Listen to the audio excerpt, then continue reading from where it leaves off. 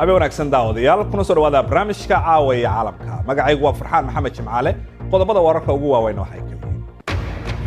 iyadoo wakiilka kala socda dhinacyada dagaalka sokeeye ee Yemen ay kulmayaan markii ugu horeysay muddo 5 bilood ah waxaanu la kulmi doonaa Yusra oo ah gabar yar oo reer Yemen ah oo la badbaadiyay warbixin ayaanu idinkaga haynaa qodobada kale caawana waxa ka mid ah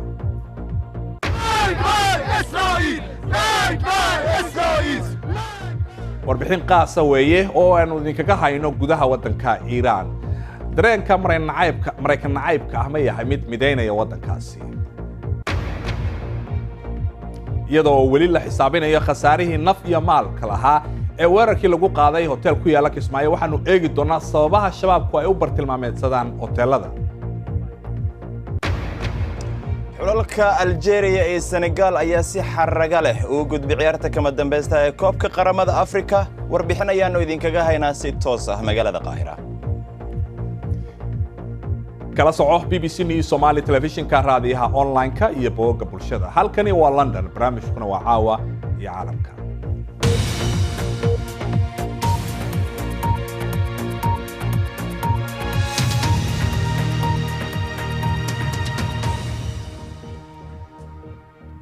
habeen wanaagsan wakiilka kala socda dhinacyada ku hardamaya dagaalka wadanka Yemen ayaa kulmaya markii ugu horeysay muddo 5 bilood wada hadallada ayaa waxay ka dhacayaan markab uu leeyahay qaramada midoobay ay leeyihiin oo taagan xeebta wadanka Yemen waxaana qaramada midoobay ay shalay sii deysay sawirkan oo xooga ay ku saarayeen heshiiskii Sweden ka dhacay bishii December aynu ka soo gudubnay dawladda Yemen waxay sheegtay in isbahaysiga Sacuudigu ay taageerayo ayagu hogaaminayaan ay ku eedeeyeen Xuutiyiintu inay ka been sheegeen ka bixitaanka xudeeda iyo laba dekadood oo kale oo ku yaala badda cas bishii May waxaana ay yiraahdeen oo kaliya waxay xukunka u dhiibeen dad iyaga la safan laakiin raashinka ayaa waxa la sheegayaa in gargaarka la marsiiyay dekadahaasi inkastoo malaayiin qof wali halis ugu jiraan gaajo ba'an kadib markii WFP ay ka joojisay gargaarkii dadkaasi haddaba sheekada Yusra oo ah gabar 6 jir ayaa tusaale waxay u tahay xaaladda wadanka Yemen Look, it's good. Yeah, again.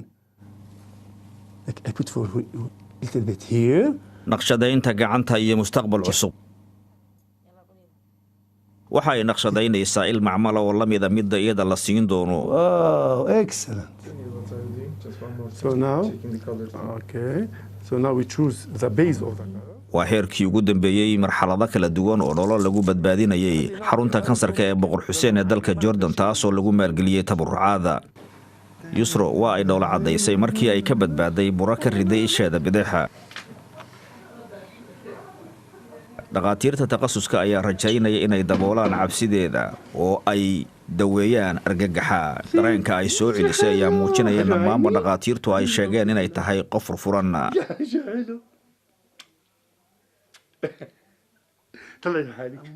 When I see her, I try to give her. markaan iyada arko waxaan isku dayaa inaan kalgacal tuso laakiin iyada ayaa marka hore i tustay kalgacal iyada oo dhoolla cadaynaysa habna isiinaysa nolosha ayay jeceshahay waa gabar cajiib oo qurxoon marka aad fiiriso qosolkeeda oo kaliya ayaad ku nafisaysaa waa gabar wanaagsan waana jeclahay If you are tired, you will be relaxed. kani waa sawir aad uga duwan bishii Oktoobar ee la soo dhaafay markii aan Yusra iyo qoyskeeda aan kula kulmay dalka dagaaladu ka socdaan ee Yemen waxa ay deganaayeen dukaan aan la isticmaalin oo ku yaala caasimadda Sanca Yusra waxay si aad ugu baahneed daweyn dibadda laakiin waxa ay ku xanibantay xayiraadda Sacuudigu saareen duulimaadada rayidka markii aan soo bandhignay kiiskeeda dhowr urur ayaa u istaagay oo awood u yeeshay in ay Jordan keenaan Yusra waxay halkaasi la joogtay dadkii ugu wanaagsanaa dhakhtarka qalliinkuna waxa uu haatan sheegay inaanay kansar qabin laakiin waxay qabtaa xaalado dhibaatooyin hidasida ah oo la kala dhaxlo baaritaano kale ayaa lagu diyaariyay dalka Yemen waxa uu ka walwalsan yahay mustaqbalkeeda iyo dagaalada soconaya uma nihin siyaasiyiin xal uma keeni karno arrimaha dalkaas dhakhaatiir ahaan waxa aynu awoodno ayaynu samaynaynaa waynu samayn karnaa xidhiirka kuwa kale waxaanan u rajaynayaa iyada wanaag arrintani hal canugoo reer Yemen ah waa waddo uu dagaalka uga baxsan karo laakiin ma aha wax joogta tani waa Yusra booqashadeedii ugu dambeysay ee garoonka lagu ciyaaro ka hor intii aan loo wareejin goobaha lagu ciyaaro ee Ammaan dagaalka ka soconaya Yemen dartii hooyadeed Xayaad oo aad u jecel iyada way ogtahay qatarta خايفة يعني خايفة هناك الحرب يعني كتير مش يعني marka gantaalku agtaada ku soo dhaco teendhooyinkeenna cadcad ayay u kala go'aan waxaan seexanaa dhulka si aan firirka uga fogaano beerta nagu dheggan cirka ayaa laga soo duqeeyey waan ka cabsanayaa inaan ku laabto laakiin daweynta Yusra oo dhammaatay waxaa la gaaray waqtigii ay boorsooyinka cabaysan lahaayeen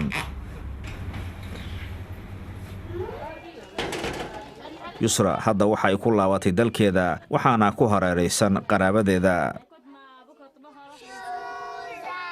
waxa ay dhiirigelinaysaa waxbarashada laakiin dalka Yemen maalin walba waxa ay la kulantaa dagaal ay ka badbaado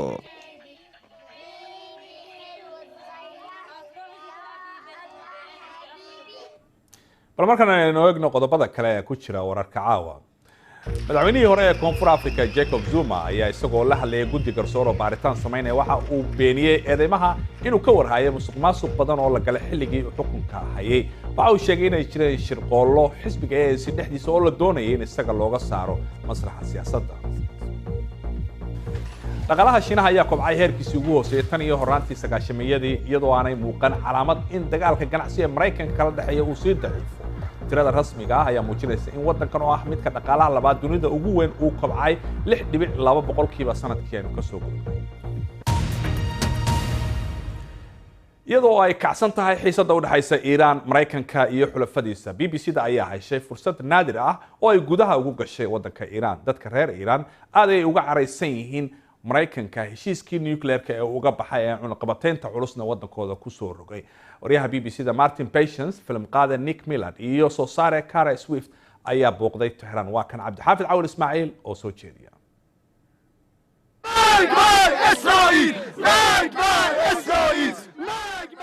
waddaniyad hanweyni iyo kacdoon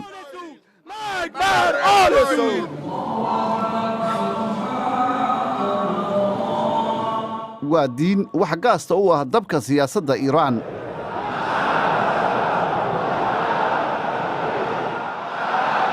iminka ku dhawaaqista cadowga iyagu ha dhinto xoog ayay u soo badanaysaa magaalada qoom oo ah deegaan diimeed waa meesha ay culimmadu kacaanka Iiraan 40 sannadood ka shidayeen waa meesha ay ugu badan tahay nacaybka Mareykanku Donald Trump waa beenaale waad og tahay waa qof aan la qiyaasi karin wakiil uma aha shaydaanka isaga ayaa shaydaan ah laftiisa ayaa shaydaan ah haa wuu yahay waayo waxa uu sameeyaa wax kasta oo shaydaanku sameeyo Mareykanku waxa uu ku eedeeyay hogaamiyaasha diinta ee Iiraan inay rabaan inay samaystaan nuclear diintana ay awood ku yeeshaan Donald Trump markii uu ka baxay heshiiskii nuclearka ee Iiraan waxa uu sii badiyay dadka Mareykanka nacab waxa ay yiraahdeen maba ay ahayn in markii horeba la aamino Mareykanka laakiin dad badani waxa ay aaminsan yihiin in siyaasadda islaamku aanay lahayn awoodii ay lahayd 40 sannadood ka hor isbedel ayaana ka socda Iiraan caasimadda Tehran wadaadada iyo fanaaniinta ayaa tartan ugu jira soo jiidashada bulshada badiba dadka Iiraan waxay dhasheen kadib kacaankii 79kii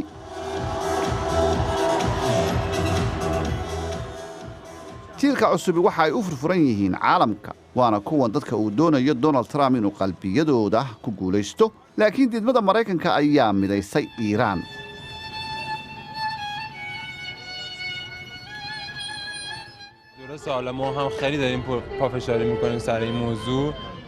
waa run Iiraan way ku dadaalaysaa mashruuca nuclearka malaha aad ayaan ugu dadaalaynaa laakiin haddii barnaamijka nuclearka aanu noo fiicnayn marka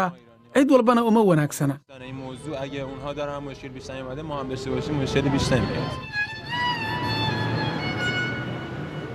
ma aha in Iiraan iyo Mareykanku ay cadow ahaadaan muuqaalka sawirkani waa sii baaba'aya 4 sannadood ka hor markii la gaaray heshiiska nuclearka waxa ay u muuqatay inay Iiraan iyo Mareykanku macaamili karaan laakiin markii horeba kalsooni ma ay jirin wixii 4 sano ka hor halkan ka dhacay ayaa xiriirkooda sumeeyay ilaa iyo waagaasi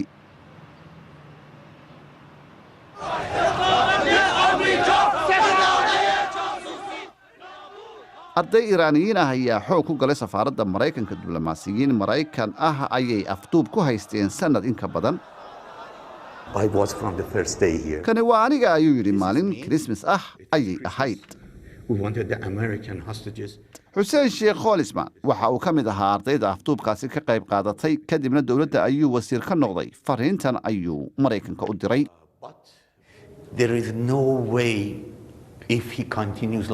haddii uu sidan ku sii wado ma dhacayso in dadka Iiraan iyo hoggaankoodu ay aaminaan Donald Trump.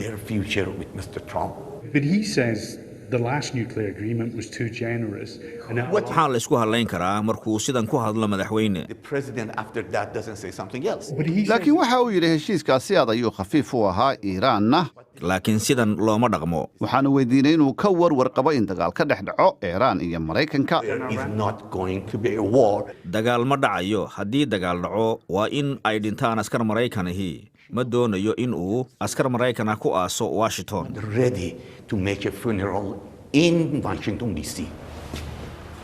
safaaraddii hore waa xasuus xadka awoodda Maraykanku ay leeg tahay. dad badan oo Iiraaniyiin waxay aaminsan yihiin in aan weli Maraykanku casharkiisii baran. taariikhda Iiraan waxa muujiya iska caabintooda dalalka ajnabiga ah. maanta se Maraykanka iyo xulifadooda sida ay rabaan ayay u wajahayaan Iiraan.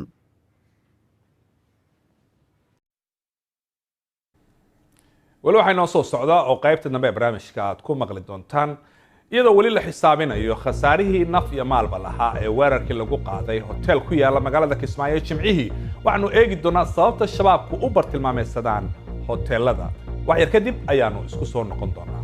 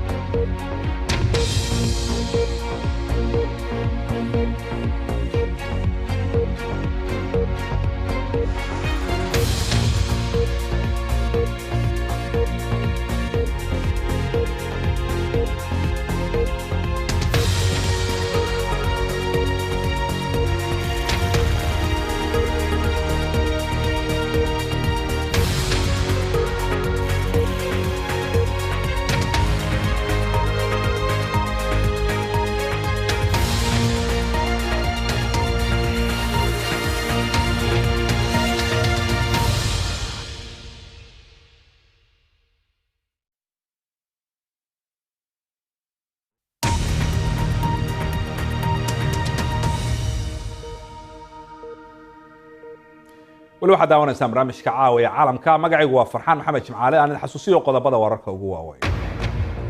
iyadoo wakiilo ka kala socda dhinacyada dagaalka sokeeye ee Yemen ay kulmayaan markii ugu horeysay maanta muddo 5 bilood ah ayaa waxaan la kulanay Yusra oo ah gabar reer Yemen oo la badbaadiyay.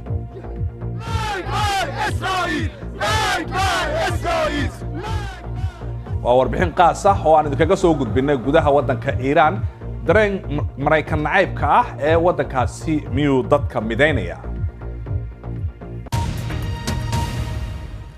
iyadoo weli la tirinayo khasaarihii uu geystay weerarkii al-shabaab ay ku qaaday hotel ku yaalay magaalada Kismaayo Jimcihii tagay ayaa sida ay sheegeen mas'uuliyiinta maamulka Jubbaland waxa weerarkaasi iminka inta la og yahay ku naf waayay 26 qof oo ay ku jireen dad ajnabi. in ka badan 50 qofna way ku dhaawacmeen. haddaba su-aashu waxay tahay waa maxay sababta al-shabaabku ay weerarada ula beegsadaan hotelada? waxaa qadkan si toos ugu jira qaybta warqabadka ee BBC-da Cabdiraxiim Saleebaan Saciid oo warbixintaasi wax ka qoray. Cabdiraxiim aad baad mahadsan tahay. su-aashan la isweydiinayo wax ka qortay maxay tahay in shabaabku hotelada ay bartilmaameedsadaan? marka anigu waxaan sheegay intaas sababta ugu horeysa hotelada iyo makhaayadaha kaleeto waa meelo fudud jamaacadahan oo kaleeto inay weeraraan sida lagu sheegay waa soft target. marka ayagu waxay tahay ma haddii ka kari waayeen saldhigga xukuumadda ama saldhigga askariga way ku weeraraan wixii doortaan hoteelada iyo makhaayadaha. sababta anigu taana sheegayna hoteelka Kismaayo iyo magaalada Kismaayo waa sanabadan nadafay oo kaleeto waa la ogyahay waa meel amni lahayd oo waa markii ugu horeysay sanabadan nadafay inay ku weeraraan. waxaa ka muuqatana in Bilal iyo wiigag qaateen shabaabtu inuu isku diyaariyaan sababta kaleeto waxa weeyaan hodheelada khusuusan shabaab intaasoo goor bi fiidyahay soo saartay iyo bayaanaadka ay qorto bi ku sheegtay hodheeladan ay ku sheegtay inay yihiin meelo siyaasiyiinta iyo wasaaradda iyo saraakiisha yaa ima ku shiraan ama ay yihiin meelo ay degan yihiin marka labadaas sabab marka la eego xagaas laga fahmi karaa sababtii hodheelada iyo makhaayadaha ugu weeraraan laakiin inta badan cabdiraxiin goobaha weerarada lagu qaado ee makhaayadahan iyo hoteelada dad fara badan oo rayida wax ku noqdo oo hadda kan ugu dambeeyay Kismaayo ay wax ku noqdeen taa marka maxay u keenaysaa baa la isleeyahay marka al-shabaab oo kale dadku fikirka ay ka aaminsanayeen shabaabtu laftigooda imika intaas waa la arkaya markii soo qoraan markii fiidiyaha soo saaraan waxaa la filayaa in dadka weynaha inay maqlayaan in dadkan weynaha inay ka xanaaqsan yihiin weerarano kaleeto marka intaas goor waxay ku sheegaan in ayaka dadweynaha inay rabin inay dilaan oo waxay rabaan inay dilaan muxuu ahaa rag muxuu ahaa siyaasiyiin dawladda ka tirsan laakiin isla markiina waxay dhahaan hodheelada sheekada wuxuu uga baxaan inay dhahaan hodheeladan waa hodheelo xukuumi ku sheegaan waa hodheelo dad caadi xukuumi dad kaleetaba witay karaan laakiin wuxuu ku sheegan yihiin hodheelo xukuumi sidaasoo kaleetii rabaan marka waa dariiqada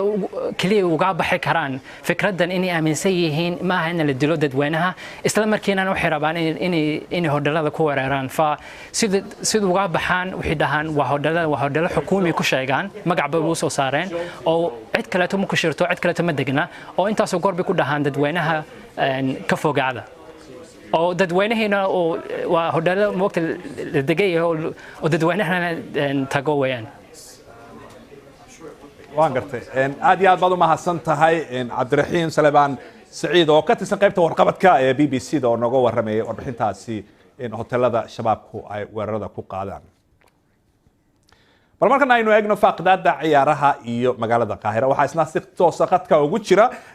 waryahayaga maxamed cabdi xaraare oo ka soo warramayay ciyaarihii muddada bisha ahba socday gabagabay soo marayaan ciyaarihii ugu dambeeyay semifinalka iyo xalay wixii dhacay maxamed farxan waa aad iyo aad ayaad u mahadsan tahay xalay waxaa dhacay laba ciyaarood oo aanay midda kale ka leedan waxay ka wada dhaceen magaaladan qaahira ciyaarta koobaad farxan waxa ay dhex martay kooxaha Senegal iyo Tunisia si fiican ayay labada kooxoodba u soo bandhigeen ciyaaro aad u wanaagsan oo qurux badan oo dadka daawanayay aad iyo aad ay uga wada maqsuudeen laakiin marka hore waxaad moodaysay inay Senegal iyadoo doonaysay inay gool dhaliso iyadoo ay u suurta gashay inuu Mané Borteriga ama goolhayaha kooxda Senegal xulka Senegal uu goosha la dhaafo laakiin aanay u suurta galin inuu shabaqa goolkaasi ku hubsado laakiin ciyaarta markii waxay qaadatay inaan waxba gool la kala dhalin xilligii loogu talagalay ciyaartaasi oo ay socotay waxa la isku soo noqday farxaano ciyaarta qaybaheedii dambe oo koox walba soo bandhigtay ciyaartii ay rabtay iyo sidii ay goosha u raadinaysay Tunisia lafteeda waxa ay heshay rigoore iyaduna waa ay dayaceen Senegal lafteeda iyadana waxay heshay farxan rigoore laba rigoore ayaa la iska dayacay ciyaartan qaybaheedii ugu horeysay ciyaartan xilligii caadiga ahaa waa la isla dhaaf farxan waqtiga dheeraadka ah ee daqiiqadii boqolaad ayay Senegal heshay goosha markii dambe u horseeday dhanka kale Tunisia iyadu waxay heshay gool kulaad xilli dambe iyadoo ay markii la eegay VAR-ka ama qalabkan eega dib u eegay ciyaaraha loo diiday inkastoo marka hore uu garsooruhu dhigay in ay gool tahayna uu sheegay laakiin markii dib loo eegay VAR-ka farxan waxa la yiri ma aha gool taas oo niyad jab weyn ku noqotay Tunisia goolka ayaa looga badiyay dhanka kale farxan waxaa jirtay ciyaar fiidkii iyadana la qabtay oo dhex martay Nigeria iyo Algeria ciyaartaas oo ahayd ciyaar aad u adag labada kooxood ba iyadana waxay soo bandhigeen ciyaar aad u qurux badan laakiin waxaad moodaysay in Algeria iyadu ay doonaysay in ay gool hesho Algeria waxa laga dareemayay inay u ooman tahay inay koobkan hesho waxa ugu dambeysay 1990kii markaas oo ay koobka qaadeen xitaa inay yimaadaan ciyaarta kama dambaysta maysan imaan marka waxa laga dheehan karay ciyaartaas in Algeria iyadu ay doonaysay in ay koobkan qaado waa inuu suurta gashay inay ciyaarta qaybtooda hore inta gool dhaliso inkastoo gooshaasi laga soo bareejiyay ciyaarta qaybteeda dambe oo Nigeria iyaduna ay babac cusub ay soo dhigtay hayeeshee ciyaartooy la islahaa waxay u gudbi doontaa xilliga dheeraadka ah daqiiqadii 9aad ayuu Riyad Mahrez helay gool kulaad oo meel dheer ka soo laado shabaqana ku hubsaday taasoo wixii xigana ay noqotay damaashaad iyo farxad soo wajahday kooxda Algeria oo iyaguna xalay magaalada si fiican ugu damaashaaday si kastaba ha ahaatee farxan ciyaarahan koobka qaramada Afrika inta ay socdeen waxa mar walba dhaliil laga keenay xilliga ciyaarta la ciyaarayay hawada dalkani cabasho fara badan ay muujiyeen ciyaartooyda ka qayb gashay tartankan warbixin aan arintaas ka diyaariyay oo ku saabsan kulaylka Qaahira iyo sida ay u saameysay ciyaaryahanada ila daawo farxan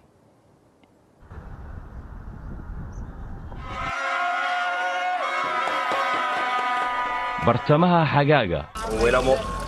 dalka Masar waxaa ka jira kulayl daran dharaartii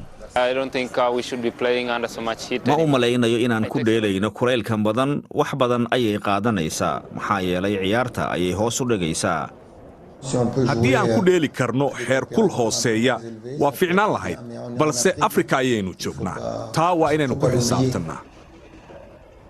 bishii Janaayo ee sanadkan ayaa lagu soo wareejiyay ciyaaraha qaramada Afrika inay Masar martigeliso kadib markii dalka Cameroon uu diyaarin waayay garoomadii loogu talagalay iminka saacada magaaladan Qaahira waa 5tii galabnimo garoonkan iga dambeeya ee Soddonka Juun waxaa ka dhacaysa ciyaarta Senegal iyo Tunisia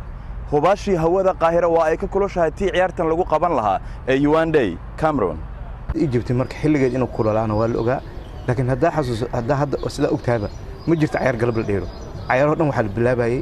6 oo maqribkii ah iyo waxa la ciyaarayay macnaha ii sheegay 9 habeenkii la ciyaarayay waxa taas looga dhigay inaysan ciyaartooyda kulal dareemin waxa loogu sii daray haddana wax kasta oo facility ah oo kulalka ka hortagi kara koobka qaramada Afrika waxa uu jira ilaa 60 sano waana markii ugu horeysay ee koobkan lagu soo beego xilli ciyaartooyda ay ka nasanayaan ciyaaraha naadiyada ay ka tirsan yihiin laakiin waxa ay ku soo beegantay bilaha kulul ee June iyo July haddaba halkeebay la eg tahay halista ay ciyaartooydu wajahayaan wax ciyaartooy hadda oo kulalku problem u keenay ma jirin sababtoo ah sida caadigaaba markii halka yimaadeen ciyaartooyda ayaa waxa lagu sameeyay medical check up kulligood waa lagu sameeyay medical check up dawladdaana ku sameysay waxa kale oo tartankan laga soo qayb galiyay dhaqaatiirta ugu wanaagsaneed ee macnaha dhinaca caafimaadka ciyaartooyda ayaa ka soo wada qayb galay tartankan aan kaliya Afrikaan ahayn oo adduunka oo dhan laga dalbado oo micnuhu uu yahay in situation ciyaartooyda lala socdo tartanka qaramada Afrika ee ku soo beegmay kulaylka bilaha June iyo July looma aaneyn karo oo kaliya halka uu ka dhacayo xilliyadan oo kale inta badan hawada qaaradda Afrika maaha guud ahaan mid ciyaaraha ku haboon dalalka qaar waxaa ka jira roobab mahiigaan ah tusaale ahaan dalalka Afrika ee ku teedsan khadka equatorka waxaa ka jira huur iyo roob halka dalalka koonfureedna aanay ka jirin hawo la isku haleyn karo hawada qaaradda oo guud ahaan aanan sugnayn xilliyadan ayuu Dr. Sultan oo ka tirsan guddiga caafimaadka ee xiriirka kubadda cagta Afrika walaac ka muujiyay inay habboon tahay in xilliga ciyaaraha tartanka laga bedelo bilaha June iyo July waxaan qabaa in go'aanku ku xidhan yahay sida uu yahay dalka martigelinaya waa arrin lagala doodi karo CAF si loo bedelo waxaan u malaynayaa in wax kasta macquul yihiin dalka Cameroon ayaa lagu qaban doonaa tartanka ciyaaraha qaramada Afrika 2 sano kadib go'aanka ah in xilli ciyaareedkan laga bedelo bilaha kulul ee June iyo July ayay ka taagan tahay dood kulul oo aan la ogeyn halka ay saldhigi doonto farxan sida aad warbixintaas ka dheehan karto waa la isku khilaafsan yahay in ciyaarahan laga bedelo bilaha xagaaga ee June iyo July sida ka dhacdayba FIFA ay uga bedeshay Qatar oo laga dhigay in ciyaaraha adduunka ee soo socda ay dhici doonaan bilaha November iyo December hayeeshee iminka koobka qaramada Afrika waa gabagabo waxa isku soo haray Senegal oo aanan weligeed koobkan qaadin iyo Algeria oo 90kii ugu dambeysay in xitaa ciyaarta dhamaadka ay imaado labadooda waxay ciyaari doonaan 19 bisha July wixii ka soo baxana waa idin la socodsiin doona farxan aad iyo aad baad mahadsan tahay maxamed cabdi xaraare oo si toosan looga soo waramayay Qaahira waa loo joogaa finalka ciyaarahaasi ugu dambeyntiina dadka magaalada Paris ayaa ku raaxaystay dabaaldega sanadlaha ee Bastille oo markaasi lagu soo bandhigay qalabkii ugu dambeeyay ee militariga laakiin wuxuu ahaa ninkan hawada sare duulaya oo bandhigii oo dhan aad uga yaabiyay oo dadkii oo dhan isagoona indhaha ay la raacayeen xitaa madaxweynaha Faransiiska Emmanuel Macron oo la daawanayay hogaamiyaal reer Yurub ah ayaa ka helay oo markaasi eegayay